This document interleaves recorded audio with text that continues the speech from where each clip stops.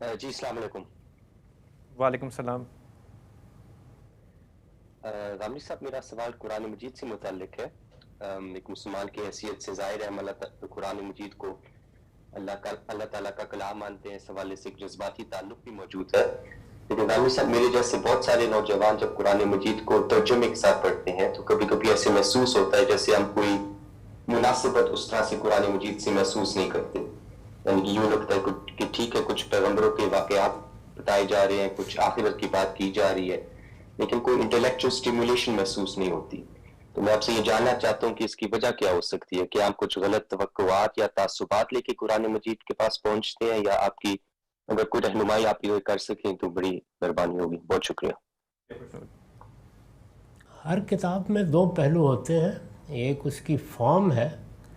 ظاہر ہے کہ آپ جب پڑھتے ہیں تو عربی زبان سے ناواقف ہونے کی وجہ سے اس کی فارم کا یا اس کی صورت کا حسن وہ گرفت میں نہیں لے سکتا۔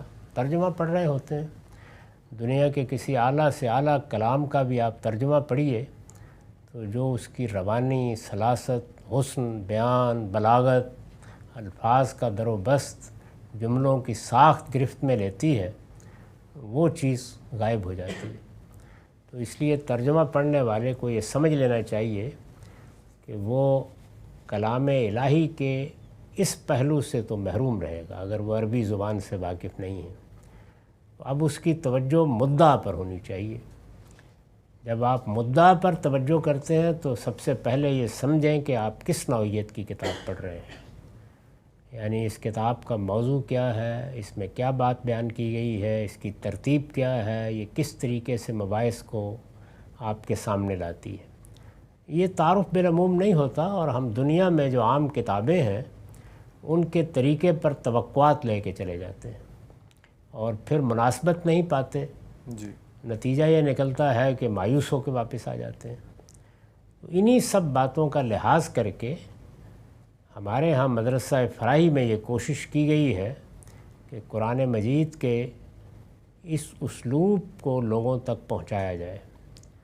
چنانچہ ایک کوشش کر کے دیکھ لیجئے، ہم نے جو ترجمے کیے ہیں یا جو تفسیریں کی ہیں اس میں آپ کے سامنے یہ قرآن کس طرح آتا ہے۔ تو آپ کسی موقع پر البیان میں جو میری تفسیر اور ترجمہ ہے، کسی ایک سورہ کو پہلا سادہ ترجمہ، اور سادہ ترجمہ بھی الگ سے شائع ہو گیا ہے، وہ بغیر متن کے بھی بھارت سے شائع ہو گیا ہے، پڑھ کے دیکھیں تو آپ کے سامنے ایک بالکل مفصل جامع خطبہ آئے گا جس میں ادنیٰ درجے میں کوئی تردد نہیں ہوگا، سوائے اس کے کہ کوئی معلوماتی نوعیت کی چیز آپ کو سمجھنی پڑے۔ تو یہ کوشش آپ کو بھی کرنی چاہیے اور مترجمین کو بھی کرنی چاہیے۔ باقی قرآن مجید کی بلاغت اور اس کا حسن اور اس کے بیان کی خوبیاں وہ تو ظاہر ہے کہ اسی وقت گرفت میں آتی ہیں اور بڑی سحرکاری کے ساتھ انسان کے ذہن کو گرفت میں لے لیتی ہیں، جبکہ وہ عربی زبان اچھی جانتا ہو۔ ٹھیک ہے سر، بہت شکریہ۔ خوشنود، اس میں آپ کو ایک یہ بھی بتاؤں گا کہ غامدی صاحب نے کچھ عرصہ پہلے ایک سیریز کی تھی جس میں قرآن کا انٹروڈکشن انہوں نے دیا تھا، تو وہ اگر آپ دیکھیں تو آئی تھنک اس سے بھی تھوڑی سی مدد آپ کو ملے گی۔